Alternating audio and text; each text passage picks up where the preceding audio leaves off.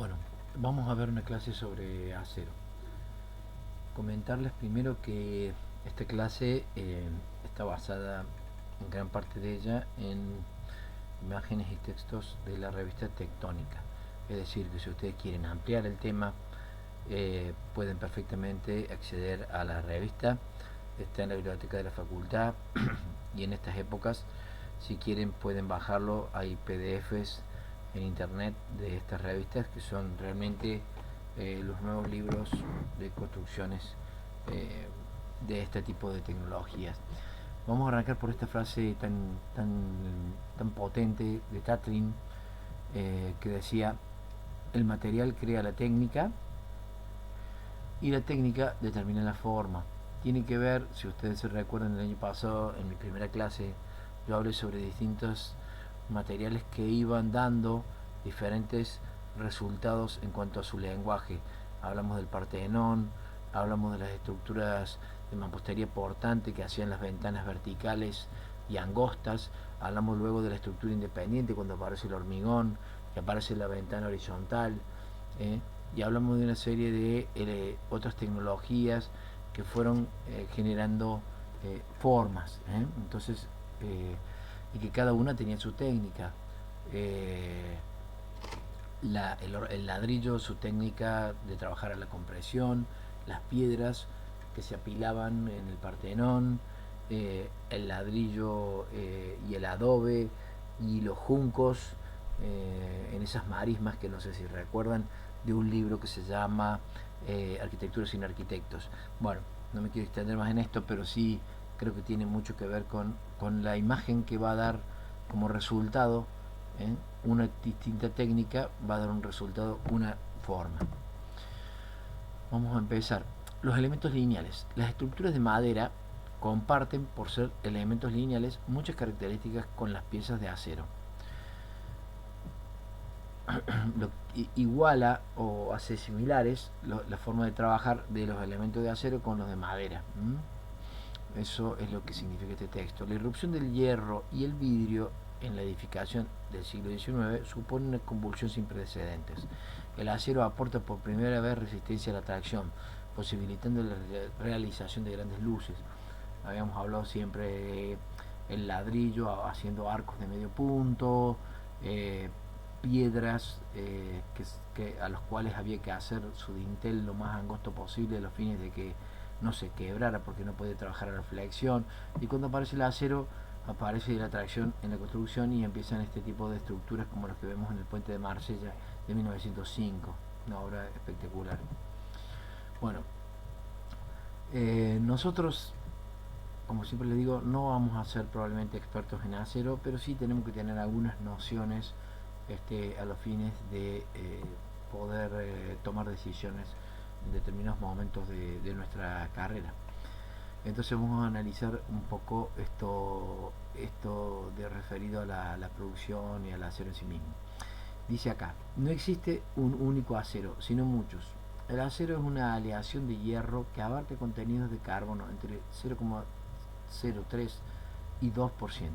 Se considera que una aleación de hierro es acero si contiene menos de un 2,1% de carbono. Si el porcentaje es mayor, recibe el nombre de fundición. La corrosión, muy importante. La corrosión se produce cuando se dan las condiciones para la formación de un par galvánico. Esto lo van a escuchar muchísimo, ¿no? Par galvánico. Diferencia de potencial entre metales y un electrolito. O sea, es decir, hay dos, dos metales y un electrolito que los vincula para que se arme este famoso par galvánico. La herrumbre o la corrosión genera escamas que por su aumento de volumen se desprenden quitando el espesor al material. Recuerden, ustedes habrán conocido, habrán visto una puerta oxidada, un marco oxidado en el cual empieza a generarse como pequeñas escamas que se van desprendiendo y que si uno espera y pasa el tiempo y eso sigue sin protección, llega un punto en donde ese marco de acero prácticamente desaparece, ¿cierto? Es por lo siguiente, ¿no? El hierro que aparece en la naturaleza como óxido de hierro y y a pesar del proceso productivo de desoxidación, es una condición a la cual el hierro siempre vuelve.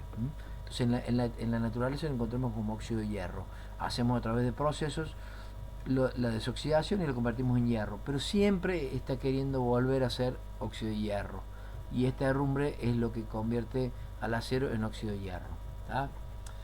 ¿Qué pasa? A nosotros el óxido de hierro no nos sirve para la construcción, pero sí nos sirve el acero. Entonces necesitamos encontrar una solución. Una de las soluciones a eso es recubrir el acero con dos elementos: uno, un recubrimiento metálico, y otro con pintura. Es decir, protegemos el acero a través de otro metal que le colocamos por arriba, o a través de pinturas.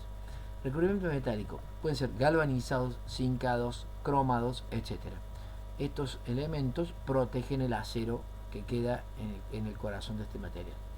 Y la pintura condiciona que es mucho menor protección que este, y que está condicionado a la durabilidad del mismo. Cualquiera de ustedes que haya visto o trabajado algo habrá alguna vez pintado un marco de chapa, ¿cierto? ¿Cuál es el objetivo de pintar un marco de chapa o de ponerle antióxido?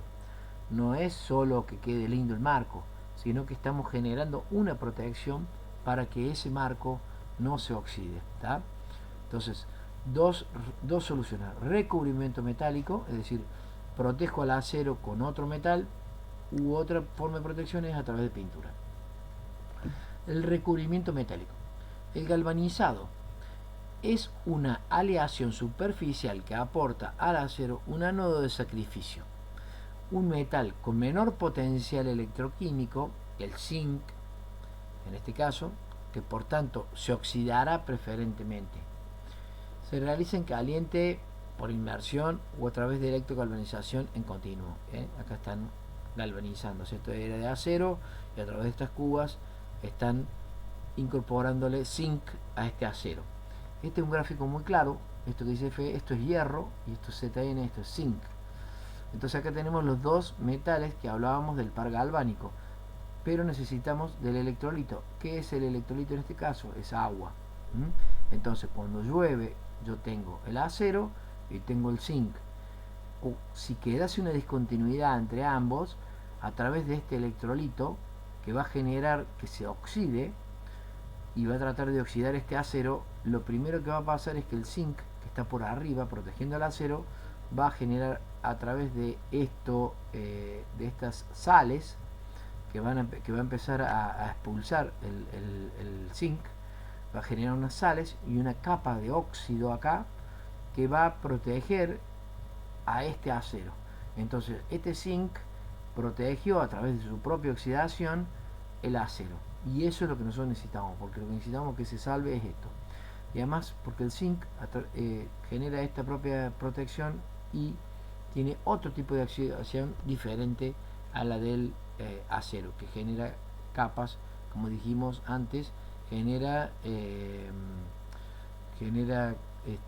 escamas que se van desprendiendo. El zinc no, el zinc va tomando otros colores, va generando una capa de óxido, pero no genera escamas que se van desprendiendo. Una imagen alusiva, esto es una obra completamente galvanizada, chapa galvanizada, perfilería galvanizada, etcétera. Otra forma de protección del acero es a través de aleaciones. El acero Corten hoy está muy de moda, se utiliza mucho en la arquitectura. En realidad su origen es para hacer barcos, pero hoy se utiliza mucho en la construcción. El acero Corten genera una pátina progresiva, sólida y estable. Surge de una aleación que combina hierro, níquel, cromo, cobre y fósforo. Precisa de ciclos de humectación y secado. La soldabilidad se mantiene. Es decir, este acero, ¿qué hace? Durante su proceso de fabricación, que vamos a ver mínimamente, al hierro común se le incorporan otros elementos que van a protegerlo, porque estos elementos tienen otro tipo de oxidación que van a proteger el hierro. Es decir, volvemos a proteger al acero a través de otros metales. Se va a oxidar, va a generar esta capa de óxido que ven acá. Esto si yo lo limpiara completamente, quedaría color acero. Pero a través de estos ciclos de humectación, es decir, la lluvia y el sol, el secado, se va a oxidar, pero no va a generar escamas. Esto llamamos acero Corten. Otro acero que protege al acero es el acero, al acero digamos propiamente dicho, es otra aleación que se hace y que logramos lo que se llama el acero inoxidable, que ustedes lo conocen más por las bachas, por los revestimientos de los ascensores y algunos otros elementos. Es una aleación que se realiza con cromo, un mínimo de un 11%, silicio y magnesio. El óxido de cromo genera una barrera que no permite que el acero sea atacado. Obviamente que sería genial que pudiéramos hacer todo en acero inoxidable, pero es muy costoso. Sus soldaduras son también problemáticas, complejas, por lo tanto no es tan sencillo. Pero esto es otro acero protegido a través de otras aleaciones. Vamos al punto un poquito de lo que decía Tatrin, la unión. No estamos hablando de la técnica, estamos hablando de las uniones, del tipo de elementos, etc. Vamos a hablar de la unión. La construcción en acero es un ensamblaje de elementos cuyos tamaños vienen determinados por su proceso de fabricación. Yo no puedo, en general, pedir que me fabriquen un tubo de tal manera, un perfil de tal largo, porque quiero hacerlo. No, vienen estandarizados, salvo que uno tenga que hacer una obra super mega gigante en donde pueda llegar a pedir algún tipo de perfilería especial y que el costo de la obra asuma todo eso. En general son medidas estándar, tamaños estándar, a los cuales debemos digamos tener en cuenta como dentro de este sistema de ensamblaje de elementos. Puntos donde las piezas independientes deben transmitir los esfuerzos, la unión. Puntos donde las piezas independientes deben transmitir los esfuerzos y mantener una estructura estable. La unión se puede dar a través de roblones o bulones, primero, que es una unión en definitiva discontinua, o soldadura, que es una unión continua. Al soldar se vuelve a los 1600 grados centígrados, produce tensiones internas por las diferencias de temperatura. Unión eficaz pero riesgosa, requiere de mucho control, radiografías con rayos gamma o ultrasonido. Por esta razón se relega a taller. Ustedes, acá hablo de taller, es cierto, estas uniones normalmente en nuestros casos se hace mucho en obra, pero en obras digamos de alto control o de altura, de gran altura, como torres como edificios en torre, como se hace en Nueva York, en Estados Unidos, estas soldaduras normalmente se hacen en taller y luego se utiliza el abulonado para lograrlo. Acá tenemos algunas formas de soldadura. Fíjense, esto sería una pieza de acero, otra pieza de acero, se le hace un rebaje. ¿Para qué? Para que entre el material de soldadura y luego pueda pulir y quede este material de soldadura vinculando esta pieza con esta. Para que se suelden, se peguen, se adhieran, el proceso de fabricación del acero hace que el acero esté a 1600 grados, por lo tanto, para que estas piezas se fundan, tengo que llegar a 1600 grados este elemento. Ustedes imagínense que todo lo que está cerca de esto, a los 1600 grados, tiende a torcerse, o si tenemos algún piso, si tenemos algún material plástico cerca, tenemos que estar atentos a que vamos a llegar a 1600 grados en este punto de soldadura. Otro tipo de soldadura se gasta en forma de, digamos, en dos diagonales y se completa de ambos lados. Cuando tengo que hacer una soldadura perpendicular a la otra, puedo gastarlo así e incorporar el elemento de soldadura que me va a vincular esta pieza con esta. Si yo no lo hago, este rebaje y sueldo, después paso con la pulidora y prácticamente voy a carcomer todo el elemento de soldadura. Otra forma es gastar en forma de B, completar con soldadura y nos queda un poquito más recto la unión. Otras formas de soldar. La unión con tornillo bulón. tenemos tornillos comunes y tornillos de alta resistencia TAR. Traspasa la solicitación descomponiéndola en esfuerzos de corte o tracción. Un tornillo conforma una libre articulación. Dos ya pueden trasladar momento. Esto normalmente en clase lo explicamos, pero imagínense que tengo dos barras con una perforación y un bulón en el medio. Si yo tomo una barra y tomo la otra, yo puedo moverlas sin problema. Ahora, si yo en vez de tener un solo bulón pongo dos bulones, ya los dos bulones, cuando quiero mover ambas piezas vinculadas, se nos hace mucho más dificultoso que si tuviera uno solo, que prácticamente hace de eje, hace de bisagra. Si tengo dos, ya es más difícil de girar. Luego los tornillos de alta resistencia. Unión por post-tensado. Se comprimen las piezas previamente tratadas con un chorro de arena, de tal modo que los esfuerzos de corte y momentos ya no son soportados por la sección del tornillo, sino por el rozamiento entre las piezas.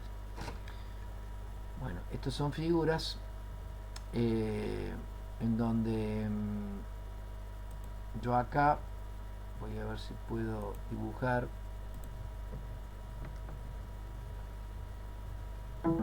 esto. A ver, esto sería el bulón. Este es el bulón. Disculpen el pulso, pero es difícil dibujar con esto. Esta barra, como lo ven acá, tira por esto para allá.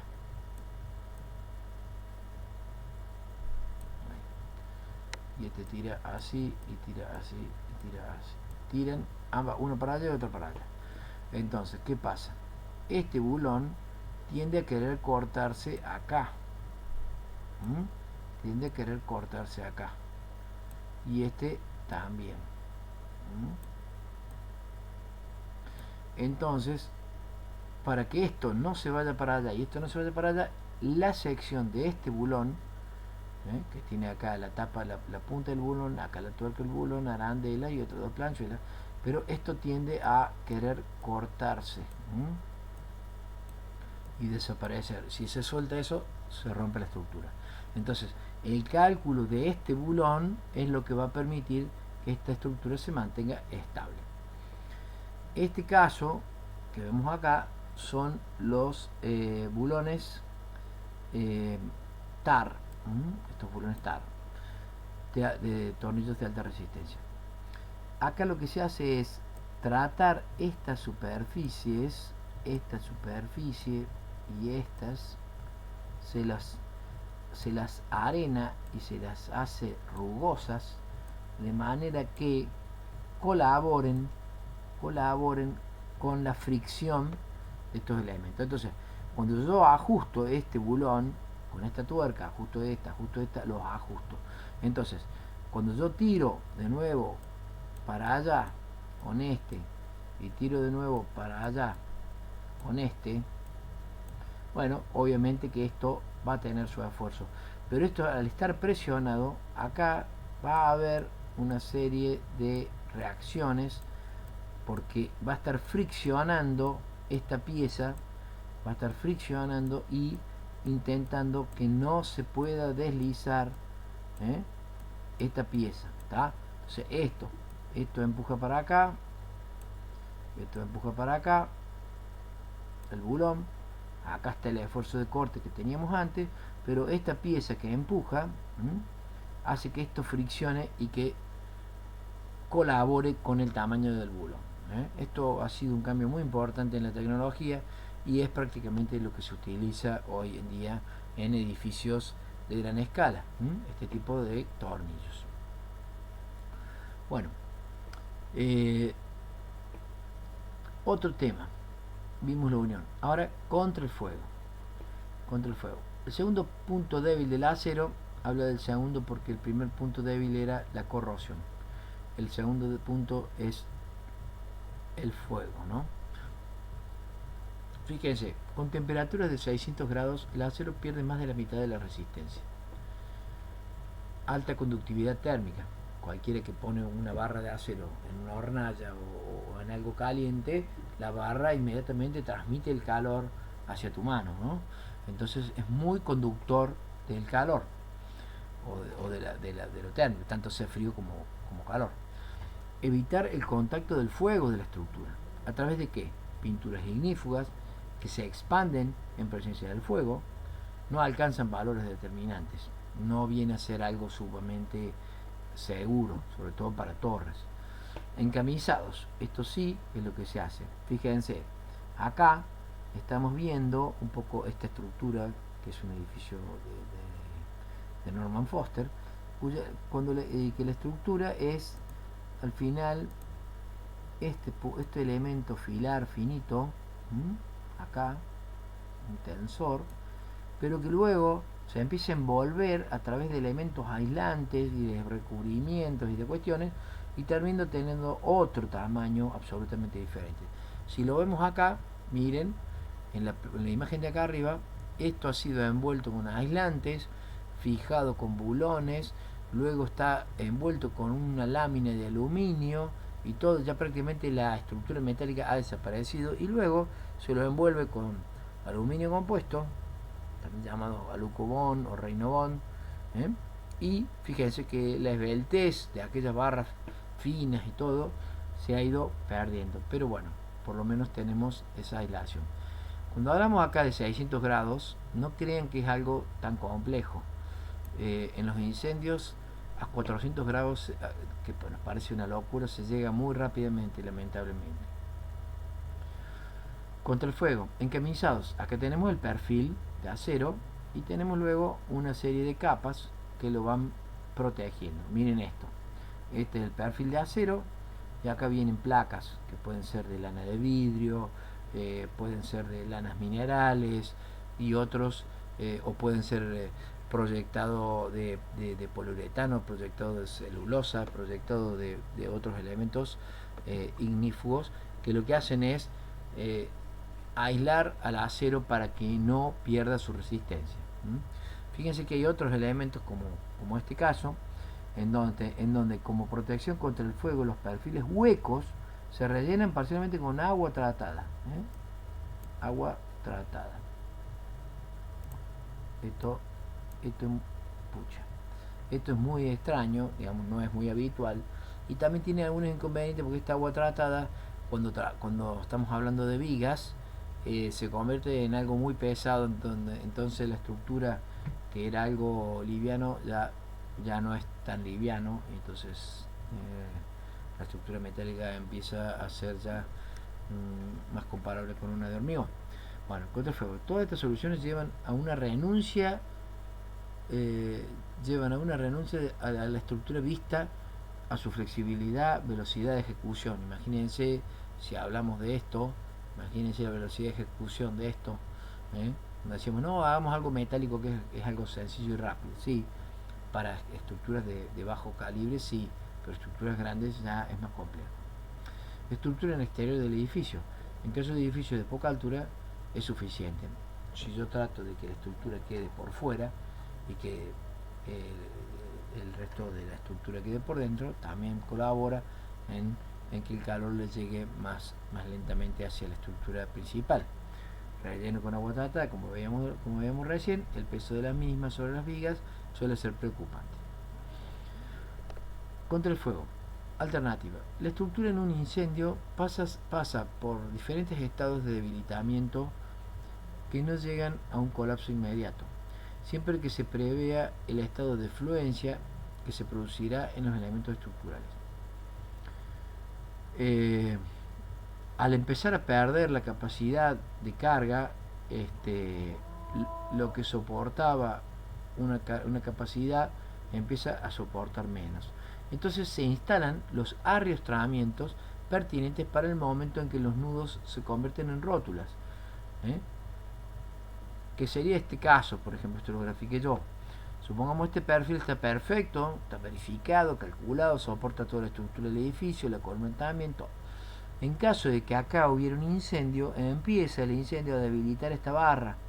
Y esta barra, que tenía una determinada capacidad de carga, ya la pierde y entonces empieza a flexionarse, con lo cual puede colapsar la estructura, para lo cual se dejan previstos estas riostras que probablemente, si nunca hay un incendio, no sirven para nada, pero en el caso de que haya un incendio van a empezar a colaborar con la mitad o lo que le falte a esta estructura por su debilitamiento, para que no se colapse.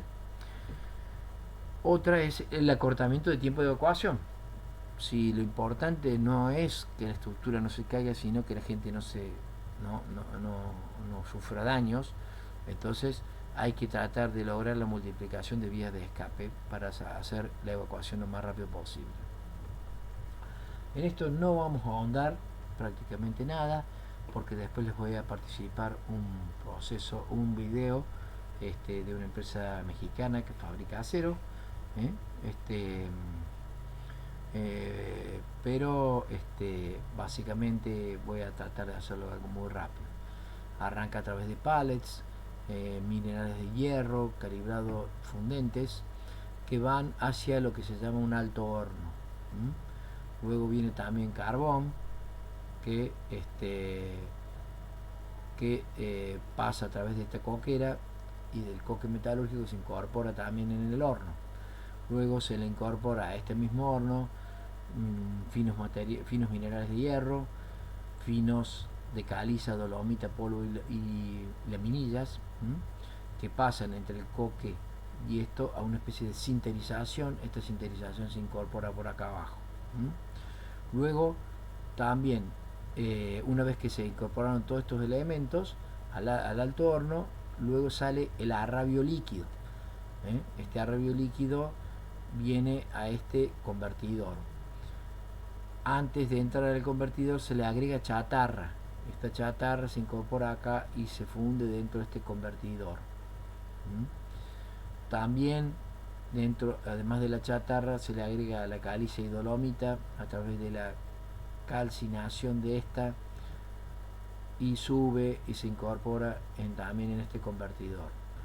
Luego pasa de este convertidor al horno cuchara. De este horno cuchara ya sale el acero líquido. Este acero líquido pasa a través de este elemento a una máquina continua de colado y terminan en estos elementos de acero.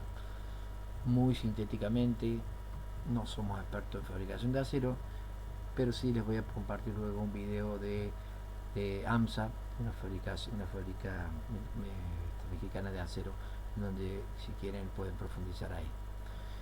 Luego tiene una serie de procesamientos, porque en definitiva a nosotros lo que nos interesa es que conseguimos laminados, acero laminado en caliente, acero laminado en frío, acero galvanizado, acero electrocincado y acero prepintado, y también hojalata.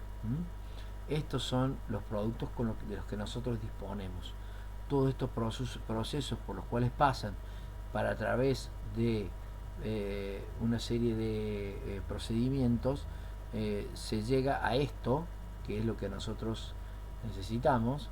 Son procesos industriales en los cuales podrán profundizar en este video que les comentaba. Nosotros vamos a quedarnos con esto, que son los materiales que sí luego nosotros vamos a procesar y trabajar dentro de la obra. O en este caso, por ejemplo, la hojalata se utiliza mucho para elementos que no son tan arquitectónicos, sino como elementos de tipo doméstico, lavarropas, heladeras, etc. Bueno, estos son los distintos elementos, Esto sí ya empieza a ser más de interés nuestro. Esto he puesto acá, no son todos, pero he puesto algunos perfiles de acero que tienen diferentes geometrías, diferentes alturas, datos, espesores de alma. Esto es un perfil, digamos, tipo W. Este es un perfil de alas iguales. Normalmente estos son perfiles, no son nacionales, son de fabricación internacional. Estos sí se fabrican acá. Esto es un perfil WT. Ya vamos a ver algunas imágenes. Este es un perfil U, un perfil normal U. Esto es un perfil normal L. Todas estas medidas a nosotros nos sirven para saber qué tamaño ocupan, etcétera. También le van a servir al ingeniero que calcula para ver si esta sección soporta la carga o la tracción a la cual está sometido en función de nuestro proyecto. Esto es una planilla de uso comercial que yo la utilizo y que tiene esta forma casi pintoresca porque yo la conseguí a través de un herrero. Es una planilla muy básica, es muy básica, que por eso me gusta, porque ellos, los herreros que trabajan en obra, tienen normalmente esta planilla. Ustedes van a encontrar otras planillas, son prácticamente libros de la cantidad de materiales que puede producir Asindar o puede producir alguna otra fábrica de acero. Pero esta tiene en una carilla prácticamente todos los elementos que necesitamos. Vamos a empezar por esta primera: hierro, ángulo y T. Acá tenemos hierros ángulo, que son estos, ¿cierto? Bueno, estos hierros ángulo acá nos dice están medidos en milímetros y espesor. Tiene una sola medida de milímetros porque son alas iguales, ¿cierto? Es una L. 15.9 por 3.2 quiere decir que tiene casi 16 milímetros por cara y 3.2 de espesor. Acá inmediatamente están en pulgadas y acá están los pesos. Los pesos es porque es importante para el calculista y también para el que hace la obra, porque las estructuras se cotizan en pesos, en kilos de acero. Entonces, tantos kilos de acero cuesta tanta plata. Hierro cuadrado. Hierro cuadrado acá te dice la dimensión de hierro cuadrado o redondo. 4.7 milímetros. Viene a ser diámetro o viene a ser lados de un cuadrado. También te lo da en pulgadas y también te da los pesos. Perfil normal U, que viene a ser el perfil normal U. Acá te dice 60 por 30 por 6. Podría ser 60, perdón, a ver, 60 por 30 por 6. O 100 por 50 por 6. Vamos a ver que es más claro. 100, 50, 6. ¿Está? Entonces, te da las medidas. Entonces yo puedo decir un perfil normal U de 100 por 50 por 6. Entonces voy a estar hablando de un perfil que va a tener 10 centímetros por 6 centímetros por, creo que 6 milímetros habíamos dicho, por 6 milímetros de peso.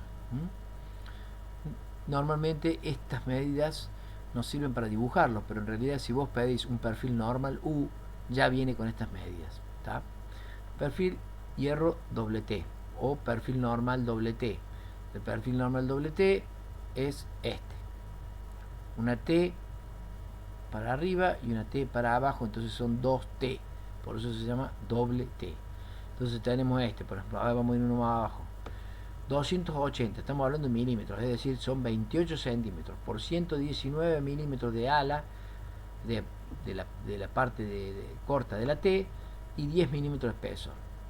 Entonces sería 28 centímetros así, 10 centímetros así y me olvidé y 10 milímetros de espesor. 10 milímetros de espesor. ¿Está? Bueno, muy bien. Chapas gruesas. Chapas gruesas son como viene la chapa. La chapa viene de una medida que no dice acá, pero es 1.22 por 2.44 en general. Pueden conseguir otras, pero cuando ustedes vayan a proyectar, piensen en una chapa que viene de 1.22 por 2.44, de una medida estándar internacional. Cuando decimos chapas finas, estamos hablando de chapas que empiezan de 3.1 milímetros, perdón, chapas gruesas, a partir de 3.1 milímetros, 4.7 milímetros, 6.3 milímetros, 7, 9, 9, 5, 10, 12, 7 y así van aumentando. Acá están en pulgadas y acá están los pesos. Luego tenemos chapas finas, acá tenemos chapas, fíjense que van para abajo de estas, arranca un 3,4, pero en realidad después empiezan a bajar a 2,7, 2,1, 1,6, 1,2 y se van haciendo cada vez chapas más finitas.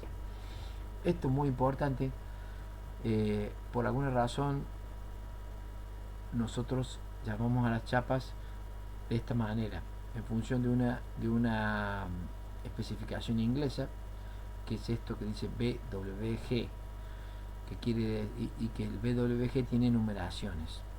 BWG número 10 quiere decir que en 1 pulgada entran 10 chapas. BWG número 12 quiere decir que en 1 pulgada entran 12 chapas.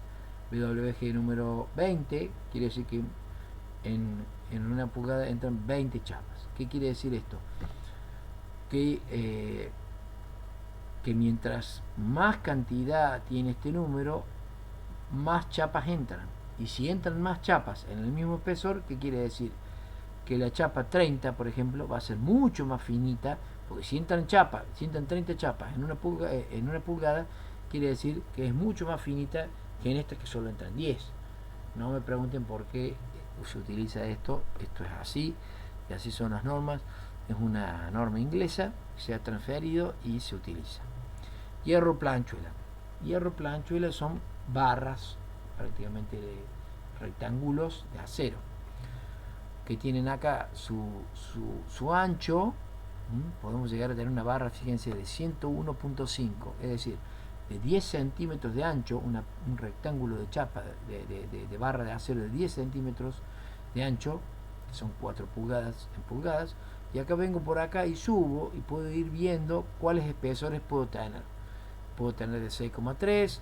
Si vengo por esta y subo por esta planilla de doble dentada esta, puedo tener una barra de 10 centímetros por 10 milímetros, pues 9.5 y 10 milímetros de espeso. Esto es medio denso. Normalmente en clase habitual es mucho más llevadero, pero bueno, espero que lo vean varias veces y lo repasen. Acá lo podemos ver. Esto es un perfil que si estuviéramos en clase usted me debería decir que esto es un perfil doble T. Esto es el alma del perfil, esto es el ala del perfil y este es el espesor del perfil. ¿Tá?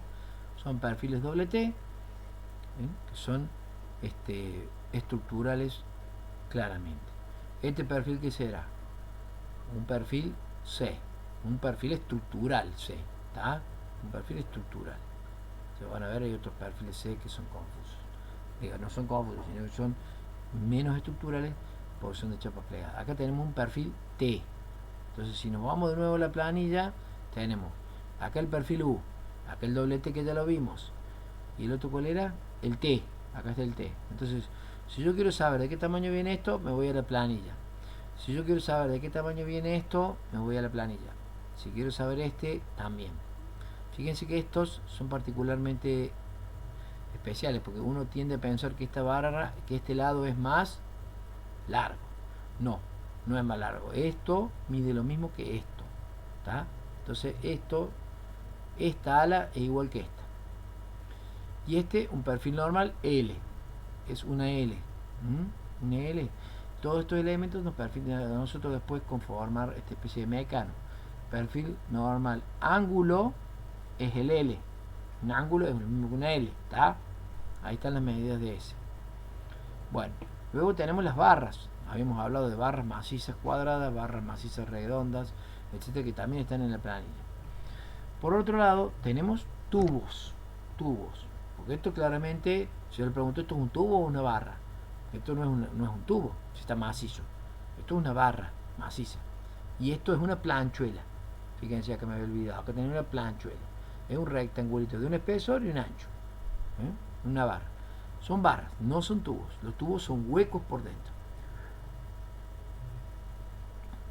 Bueno, dentro de los tubos tenemos esta otra planillita que es muy sencilla también. Tiene redondos, cuadrados y rectangulares.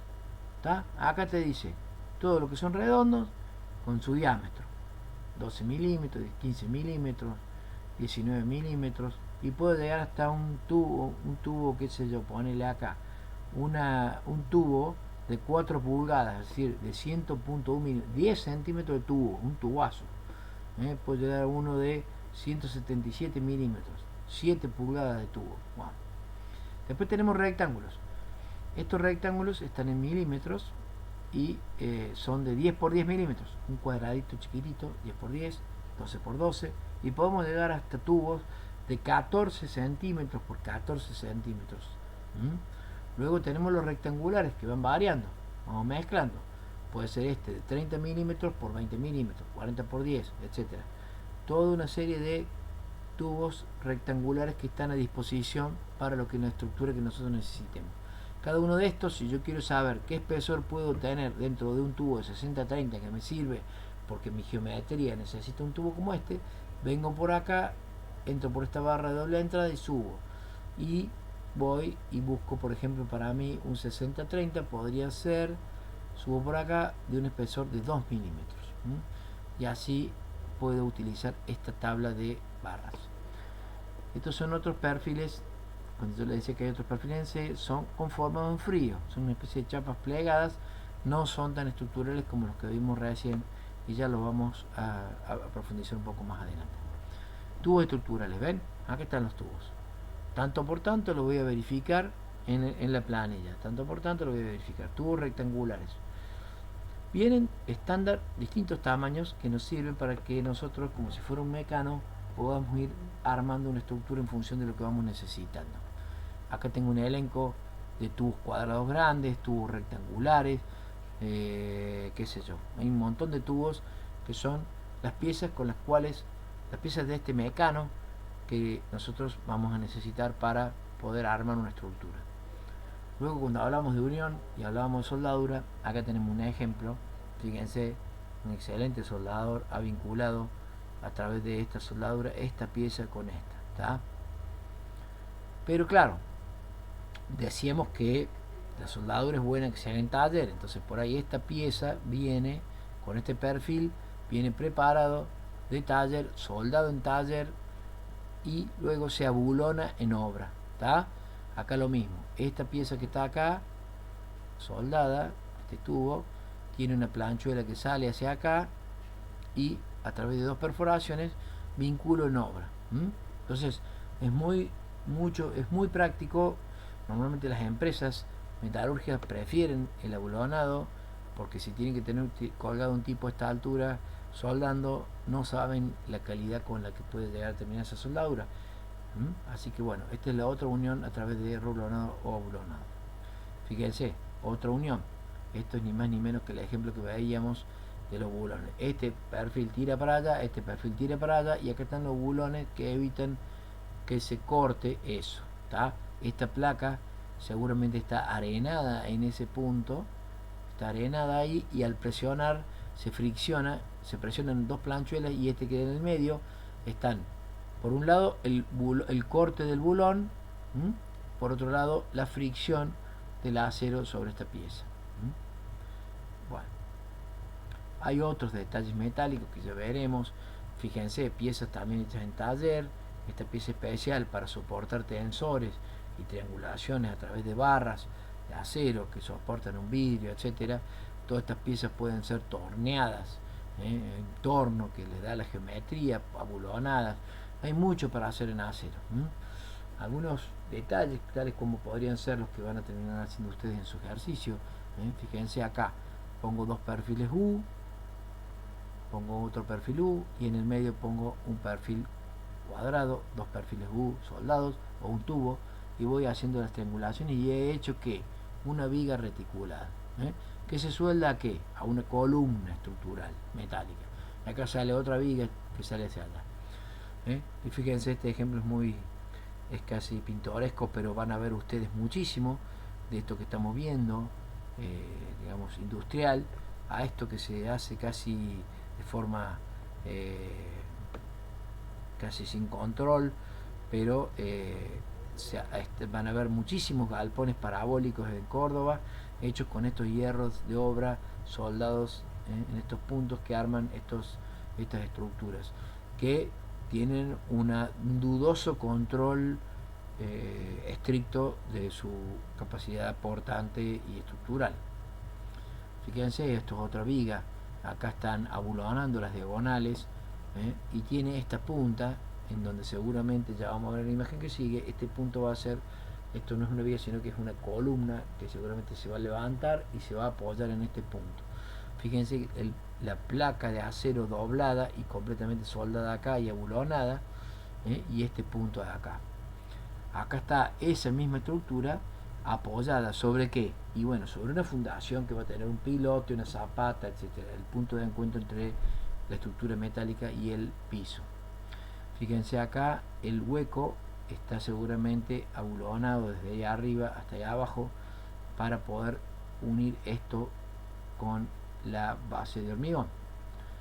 En este caso tiene una puesta a tierra, por las dudas, esta estructura caiga un rayo, lo que sea, tiene una puesta a tierra que va a una jabalina a la tierra a los fines de evitar corrosión. Estamos hablando también, fíjense el color que tiene. ¿Qué les parece que es esto? ¿Será pintura o será galvanizado?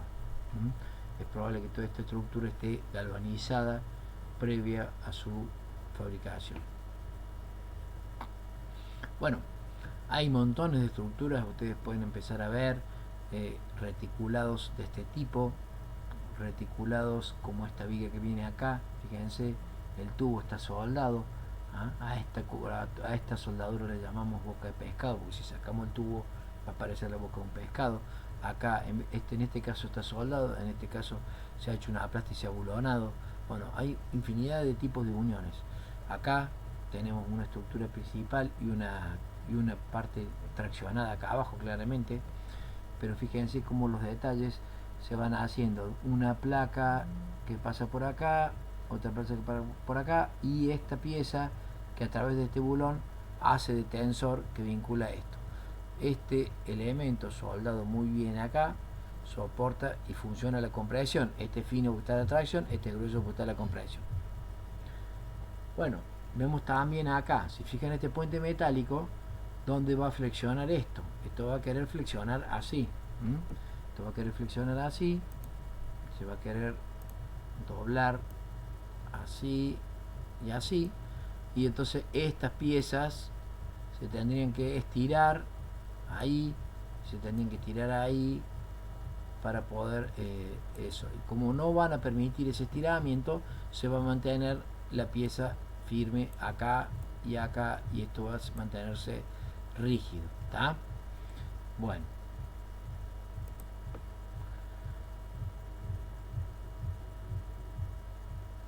esto es un tema muy importante.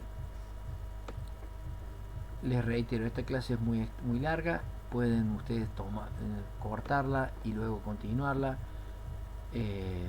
verla de la manera que mantengan la atención. Cuando ustedes vean que ya empiezan a perder la atención, pueden parar y continuar luego, ¿está? Bueno, ¿qué estamos pensando acá? Normalmente cuando pensamos en una estructura pensamos que la losa va a ser muy pesada y que vamos a tener que soportar una carga y que tenemos que transmitirla a las fundaciones, etc. Acá en las estructuras metálicas medio que pasa a la inversa. Medio no, es así. Nuestro problema acá no es tanto el peso de la estructura, sino la succión del viento que puede afectar a esta estructura metálica. Es decir, esta fuerza es quizá más importante que esta. El viento empuja de abajo y trata de levantarla. Entonces nuestra fundación, que soportaba peso, ahora ¿qué hace? Trata de anclar la estructura para que no se vuele. Esto es otro caso, en realidad es un error de fijación de la chapa del techo. Pero ¿qué quiero mostrar? Que el viento tiene mucha fuerza y que puede doblar como un papel una chapa, ¿tá? Entonces, ojo con el viento y las estructuras metálicas. Fíjense, acá muy bien, habían hecho toda la estructura, todo genial para montar aviones. ¿Y qué pasó? Vino el viento y se cayó toda la estructura, y ahora no solo que tengo el costo de la estructura para sostenerlo, sino que también tengo un avión destrozado que no sé cuánto puede llegar a costar. Entonces, ojo con el viento en las estructuras metálicas. Esto es parecido a lo que vimos en la primera clase, una serie de pórticos, las triangulaciones que ya vimos.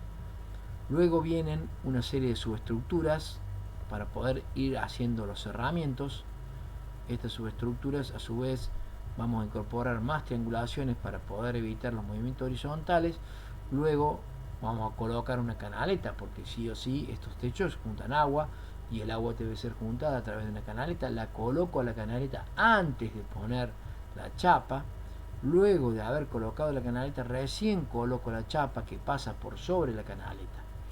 Luego me va a entrar agua por el borde de atrás, entonces coloco esta cupertina de chapa en la parte posterior de esta estructura.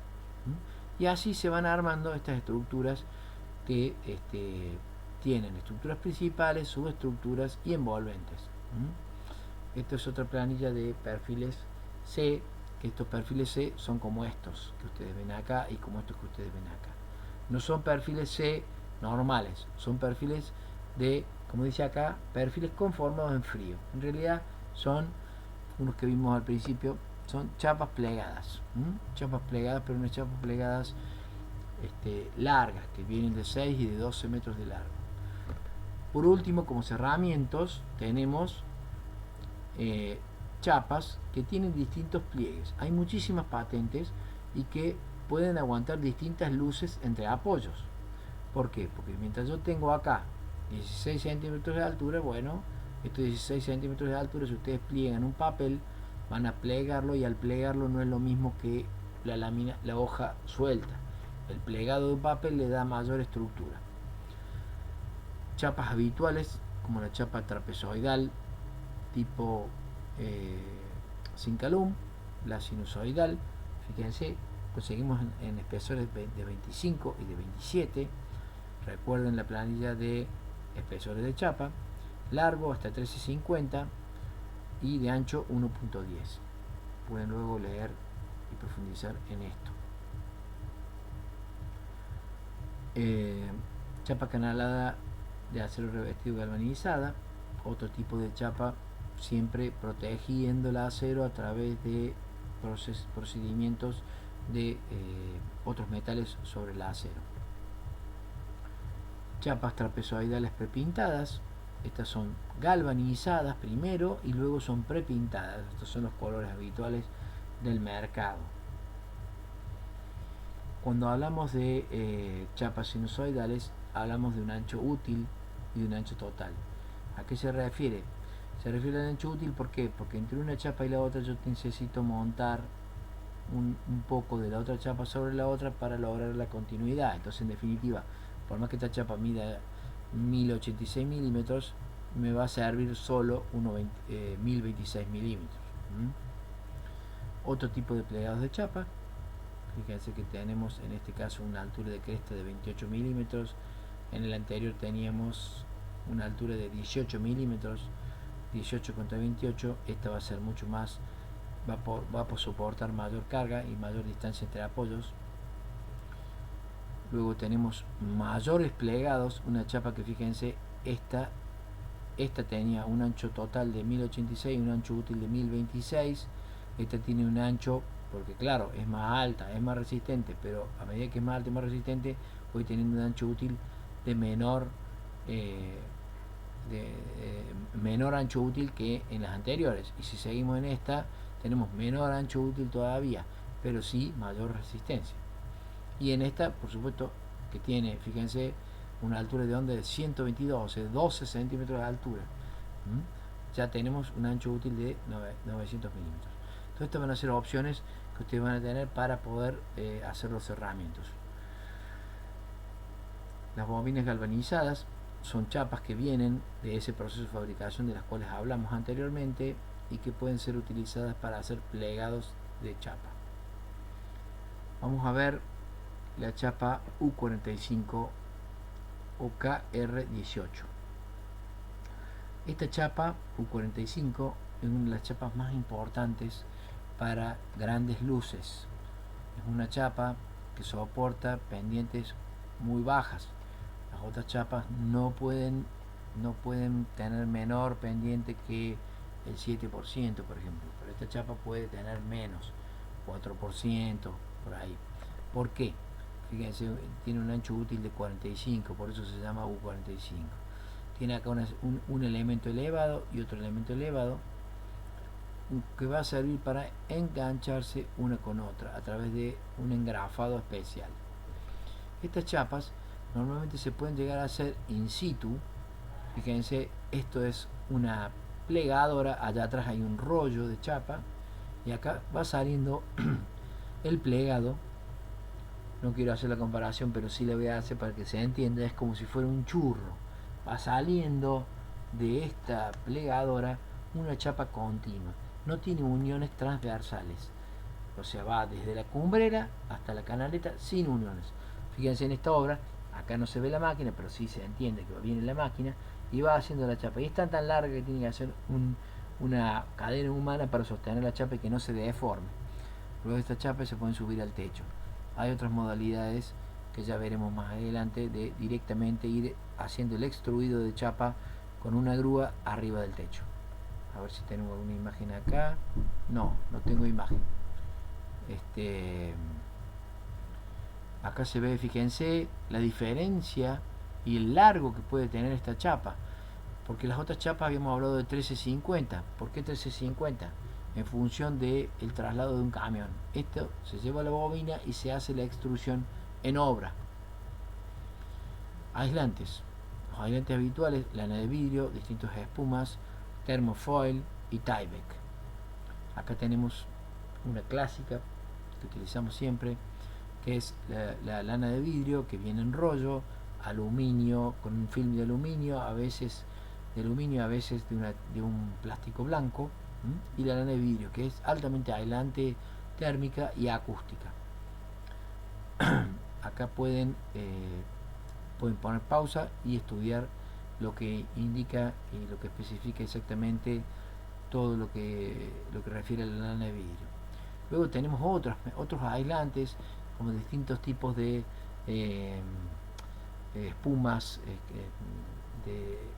espumas plásticas, con film de aluminio, que se utilizan mucho también como aislantes.